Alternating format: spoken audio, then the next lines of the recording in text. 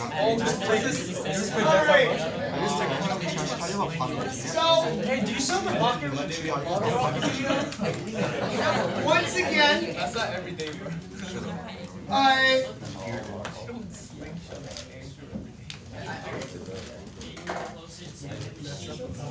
So basically the thing that we do here when we're calculating escape velocity is we try and look at how far you would need to go, there'd be the final, our final, in order to escape the Earth's gravitational field. How far would you need to go? Pretty far. How far is pretty far? Out of the atmosphere, out of the Earth. Past Jupiter, definitely. Not into a black hole. Not into a white hole. To the edge of the universe. So the distance. Because it's zero. That's our 0 point. Yes. Why is that the 0? Yes. So When you walk the terminal. I'm going to say when the object is at its escape velocity and on the surface of the Earth, that's my initial moment.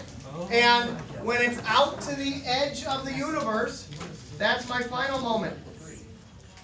So what kind of energy do I have at my final moment? Well, no, nothing. None. So I'd have gravitational potential energy at R equals infinity. We'll talk about that in a moment. And then how fast am I going at the edge of this universe? The velocity escape. Escape velocity. No, the escape velocity I'd have back here. But if I launch myself at my escape velocity, what would happen to my velocity as I moved away from the Earth? It would get slower and slower and slower until I reach zero. That would be the minimum amount of energy needed in order to get out of the Earth's gravitational field. Right? So it would be having my position at infinity and having a kinetic energy equal to 0. Just like, I'll just be doing it. right, if I was in the ditch, the amount of energy I need to get out of the ditch would be, well, that gravitational potential energy to get out of the ditch, and then basically not moving at all afterward. So great, I'm out of the ditch, but I can't do anything else. But that would be the minimum energy required. You with me? Yeah?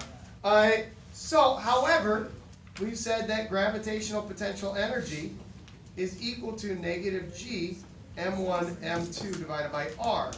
And if r is equal to infinity, what's the gravitational potential energy? 0. So this is equal to 0 as well. So basically my energy at the end is 0. And this is the idea that if I've got energy,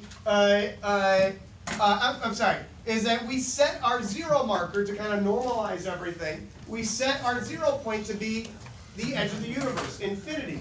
And that means everything below it is positive or negative? Negative. Negative. And the more negative you get, the less potential energy you have. Yes. Right? Again, just like a thermometer, a temperature. Yeah. That's how you're talking about how the scalar can be negative, right? Correct. Yeah, exactly. Scalar can be negative just like temperature, right?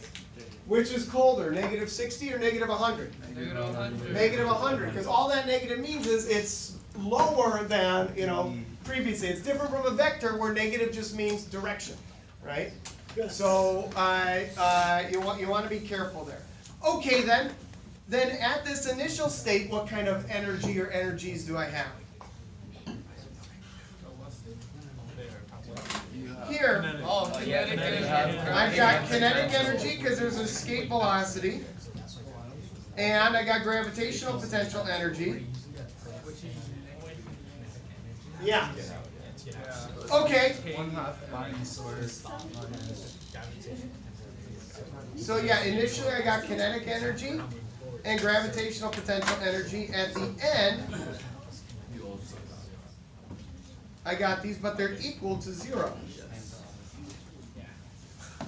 So I basically have 1/2 mass of my ship times the escape velocity squared equals 0. Oh, sorry.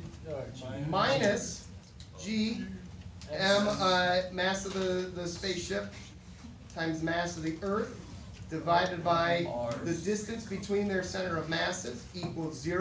And yeah, what is the distance between their center of masses? The radius of Earth. It's just a radius of the Earth itself.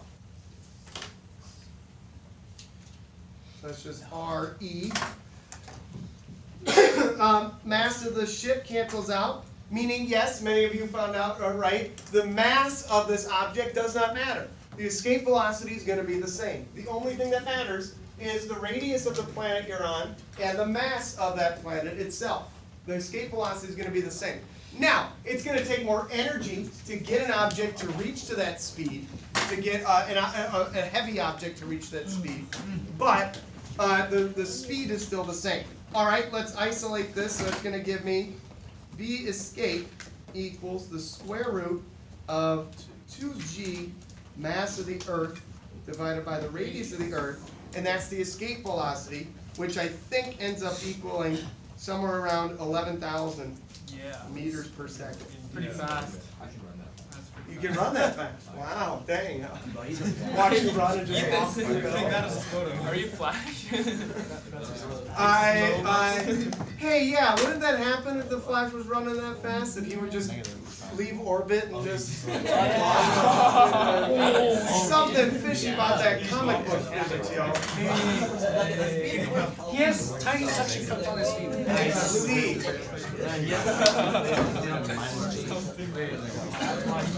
Wait, what if he Now, Oh wait, the radius of the Earth and stuff, we need it on our they would, I think it's either on your equation sheet or they give it to you. Yeah. Often, you're calculating this and that's it. You're only calculating this. Yeah.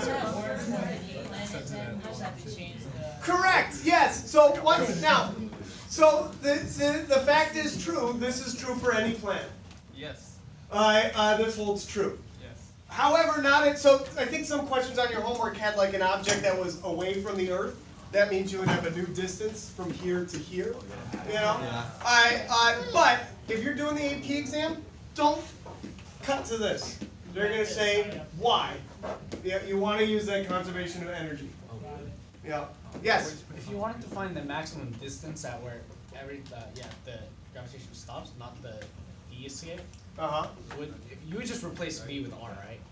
You isolate for R instead of V. The maximum distance in which it stops. So you're saying, given some speed, how far away would it be able to go? Yeah. Yes. Yeah. Yeah. And in fact, that's how we. That's one of the ways that we calculate how somebody's going to be in orbit. Right. If we want to be in orbit at this altitude, you know, you would then need your rocket to be going some speed when it reaches that particular point. Yeah. Correct. Yeah.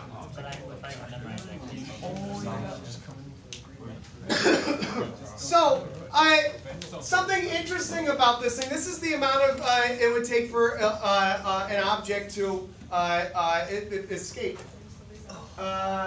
Sure. Some of them hold a special place in my heart. You know what? Yeah, it's all right. It's all good. It's fine. You gotta part ways sometime. But some interesting things about it, as you can see, as the mass gets bigger, what happens to the escape velocity? It gets bigger, right? So it'd be harder to escape Jupiter, let's say, right? Or something like that. And as the radius gets smaller, this gets harder as well. Well, however, you can think about, those of you who know, what's the fastest you can go in the universe? Speed of light. The speed of light, which is? 3 times 10 to the 6. Oh yeah. Close. 3 times 10 to the 8. 8.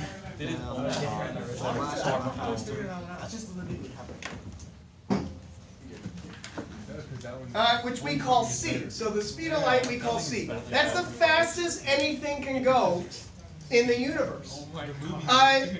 Now, and I'm going to go in more detail about this, but what we're going to learn from our electricity and magnetism unit is what's going to pop out are these things called Maxwell's equations.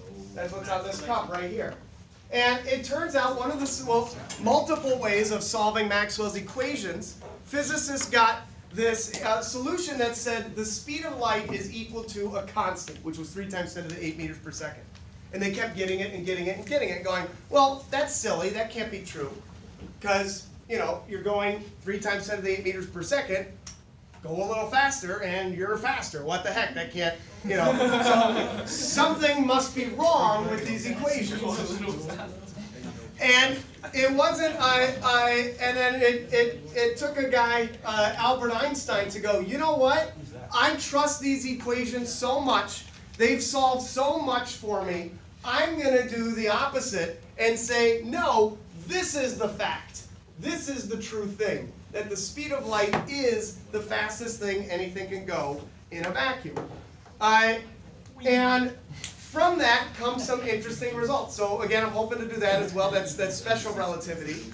But we're at an opportunity right now where we can actually use a result of general relativity and see what that gives us. So what if the escape velocity is c, the speed of light? Basically, I'm going to solve for the radius. So, okay, the speed of light is c. This is the square root of 2g, mass of, well, whatever planet you're on, divided by the radius of the planet. And let's see, I'm going to solve for r, so it's going to be c squared equals 2g, mass of the planet, divided by the radius of the planet. And then isolate r, so it's going to be the radius of any planet, or really any object, is equal to 2g, mass of the planet, divided by the speed of light squared. And this, anybody know what this is? Black hole. It's used from the theory of general relativity, yes. This is called the Schwarzchild radius. The Schwarzchild radius. How could I forget? And what that is this is the minimum radius you would need, or I'm sorry, this is the radius you would need in order to create a black hole of that particular mass. Wait, say it again. This is the radius you would need to get to create a black hole of this particular mass. So whatever you want to be a black hole, you want to see how big the Earth has to be in order for it to be a black hole? Put in the mass of the Earth there, calculate this, the radius of the Earth, it ends up being like the size, I think, of an apple. So if the Earth became the size of an apple, it would make a black hole. You can even calculate the amount that you would need to be, how big you would need to be in order to be your own black hole. So originally it was big, right? And then it just collapsed on itself? Yeah. That's why? Yes, exactly. And you're going to find, so things like the Earth, the odds of the Earth collapsing to an apple are very, very, very, very, very, very, very low. But not zero. But not zero. I do it means that gets a black hole. So, Squish together really. Don't press the button. you could try, go for it. Artificially create one?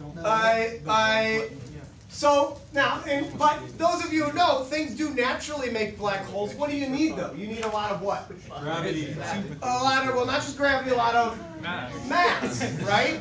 So stars that can go supernova, those are things that have enough mass that actually are able to generate a black hole. Because if you got enough mass, you don't need to be that small in order to create a black hole. Right? Because this, very big number, or very small number? Very small. Very small number. That's in the numerator. In the denominator is a very big number, and it's squared. That makes it worse. So you need a lot of mass in order to get a decent enough radius size to generate a black hole. And even the one that we took an image of, I mean, that thing is like tons of solar masses. It's huge. Yeah. So but yeah, I just kind of thought that was cool. Wait, so we cannot create a whole. Maybe we'll talk about that later. Yes. We cannot create a black hole. There's no means. Again, if we took something and were able to shrink it small enough, yes, we can make black holes. I thought like what was it? There was like some collider thing that almost made it. Large Hadron Collider, yeah. Which they some predictions, and this is if we can do this, it would actually affirm some theories of physics, which some theories predict that much energy could create what they're called super tiny black holes. So they're nothing that we need to be concerned about, but they could make a mini black hole. I know.